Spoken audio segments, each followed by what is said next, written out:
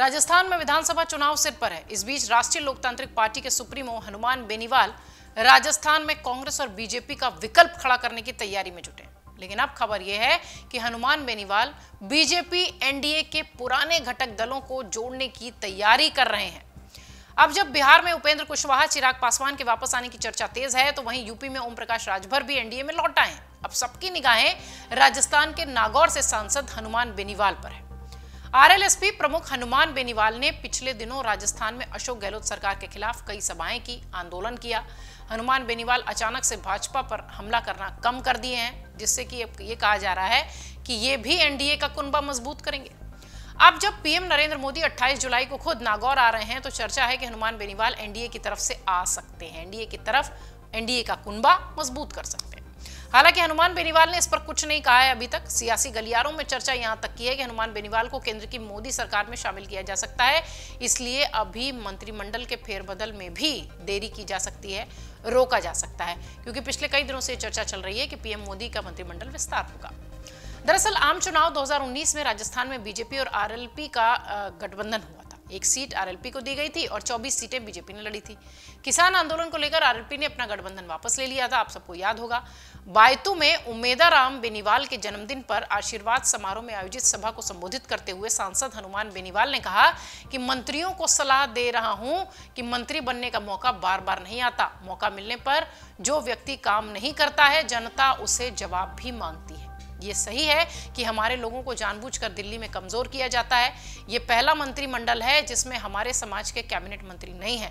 साल 1952 से लेकर आज तक 75 सालों में ये पहला मंत्रिमंडल है जो कि हमारे यहाँ का कोई भी वहाँ कैबिनेट में शामिल नहीं।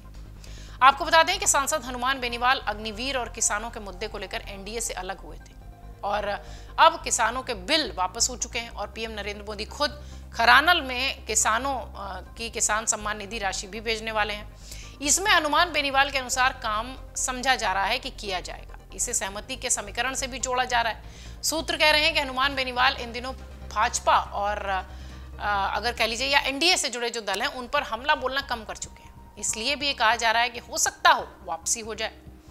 आपको बता दें कि राजस्थान में 8 सीटों के उपचुनाव में आरएलपी ने अपनी पूरी ताकत दिखाई थी। इसका अंदाजा कांग्रेस और भाजपा दोनों को है। दोनों दल हनुमान के साथ जाने के लिए तैयारी में है। अब एनडीए के साथ आ रहे हैं जो भी दल, उनकी तरफ से भी संकेत हैं और इनकी तरफ से भी ये संकेत दिए जा रहे हैं। उनकी भाजपा की सरकार में भागीदारी बढ़ेगी, ऐसी बात है। नागौर लोकसभा सीट भाजपा ने हनुमान बेनीवाल की पार्टी आरएलपी को ही दी थी और उस दौरान हनुमान बेनीवाल ने जीत दर्ज की थी।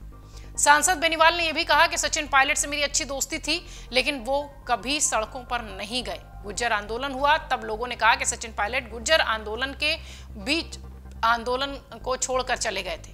सड़कों पर लड़ाई किसी ने नहीं लड़ी है, हनुमान बेनीवाल ने लड़ी है। ये बात वो कहते दिखाई पड़े।